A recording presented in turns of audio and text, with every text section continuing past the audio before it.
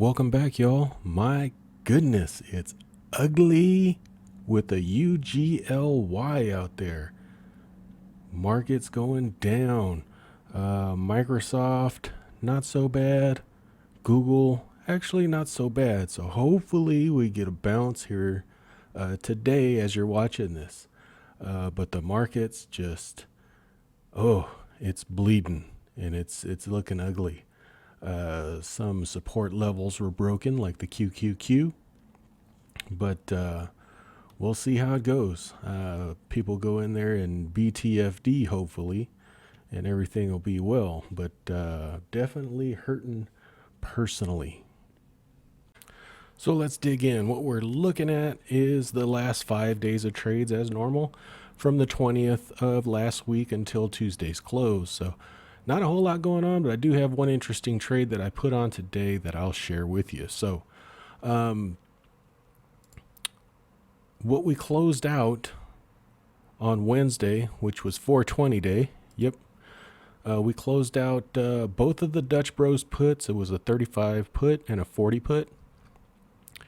We closed those out for 25 cents and 50 cents respectively, profited 94.40 and 63.65 on each of those. Closed out both Walgreen Boots Alliance puts, was a 42.50 and a 40, got 30, closed it out for 33 cents and 16 cents, profited 62.62 and 39.20 respectively. And then Friday, I got rid of my long stock and the put on Lemonade. I did some thinking. I had a mental note of where I wanted to be stopped out of this stock, and it hit it. So I just decided, the way my portfolio is, I really don't have room for speculative stocks. I really need solid quality companies really going forward. And Lemonade just didn't fit the bill for me anymore. So I shut that down for $1.75, took $115.60 loss on it. And I said bye-bye to the shares. So no more Lemonade. I've also, I don't share my long positions here, but I also got rid of Rocket, and I also got rid of the Metaverse ETF. And I refunneled all those positions, all that cash into income generating funds, basically. But that's all like my monthly portfolio review. You can watch that probably coming up in a week or two. So what did we open? We'll go here on 420. I opened up Bros at a 50 strike, which was at the money, which is in the money now. I will probably be buying these shares because I like Dutch Bros, and I do understand the business, unlike Lemonade. So I'm kind of flip-flopping from Lemonade to Bros. We'll see if that's a bad decision or a good decision, but I definitely like Dutch Bros business more than Lemonade. So I did sell a 50 strike out to May 20th and got $265 for it. Bank of America, I sold a 38 put, which is in the money now. On May out to May 20th, got $71 for that. Definitely would buy that one. SOXL, I added to my position. I had like three puts on it. I added another one right at the money. Sold a 25 strike on May 20th. I'd probably wheel these, to be honest with you. And I got $259 for it. SPLG, that is the S&P 500 ETF. I sold a 49 strike put on that out to May 20th and got $65 for it. Now the interesting one is if you guys remember, I did the get paid for insurance trade. They call it the 111. Well, this is the 1111. Okay, so what I did was let's go down here. I bought a 320 put, paid $14.33 for that. Sold the 315 put, paid $12.36 for that. So there's a spread there that I had to pay, which is almost $2. Actually, yeah, almost $2. But that was paid for by selling these two puts. Okay. So I sold a 280 QQQ put out to June 3rd, got $303.79 for that one.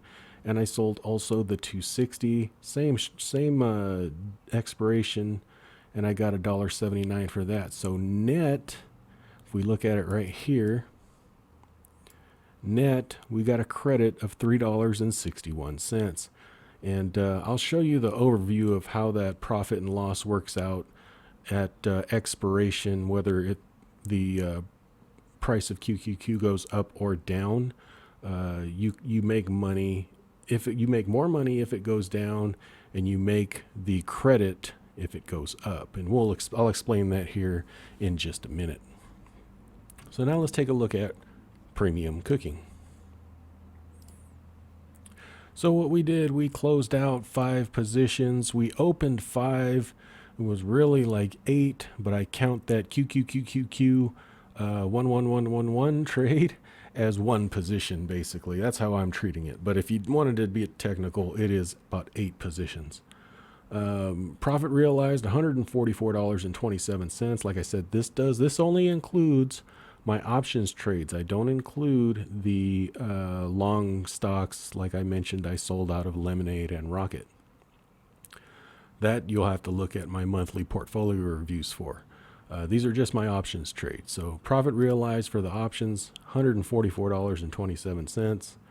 Premium sold, $1,016.38. Premium cooking, $3,942.17. Maintenance margin ballooned up to $36,400. I have those 7 ARK-K puts that are severely in the money. I'm going to have to make a big decision on that. Either take something off the table here, take some loss, or roll it out for a longer period of time. I'm leaning toward taking at least a partial loss on it, just because it's so big. Because it's 7 contracts at a 57 strike, so that's like 35. What is that? That's a lot of money. 57 times 100, 5,700 times 7. It's 40 grand in that one position, and I don't like that. But if we have a bounce, we got till May 20th until that. I got to make that decision. Buying power usage, 33.55%.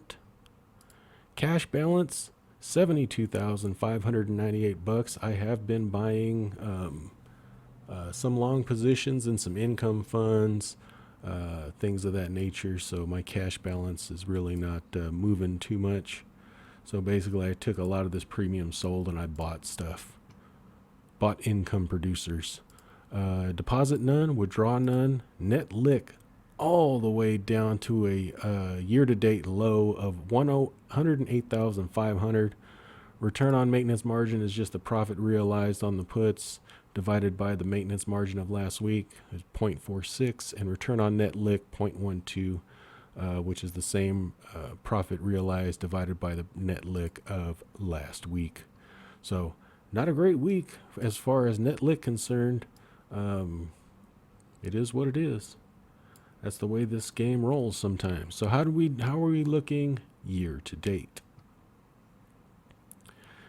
Year to date, we started out the year at 123,100, ended Tuesday, April 26th at 108,500 for 11.86% decrease, and that's ugly. But it's not as ugly as some of the indexes anyway. Because if we look, we got the S&P 500 down 13%. We got the Russell down basically 17%. We have the NASDAQ down 21%. Now that's why I put on that 1111 trade, because I just can't imagine the NASDAQ going down a whole lot further. I gave myself a 10% buffer, and I just think I think this 20% mark, I think this is going to get bought up here pretty soon. I said that last time the NASDAQ hit 20% down and it came true, so hopefully that happens again. Dow Jones is the star of the show, down 9.14% year to date. So that's it. Let's take a look real quick at that 111 trade, and we'll show you the profit and loss on how that moves. So we'll take a look. We'll just pop that up here. Now you'll see if this is a plus 320, that means I bought the 320. Minus 315, that means I sold it. Minus 280, that means I sold it. Minus 260, that means I sold it. So if we look here, we go out to June 3rd, and if the price stays current, right? If the price stays current or drops to 280.01, this will have a profit of $867. Now, because we have the 280 put, we'd have to buy, that financed the debit spread. Now, if it goes above 320, then I would make the $367 credit that I already received. Okay, so if you look at it right here, right there at 320, your profit is 367.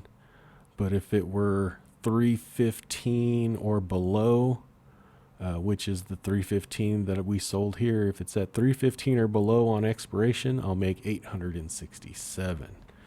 So it's just a way to,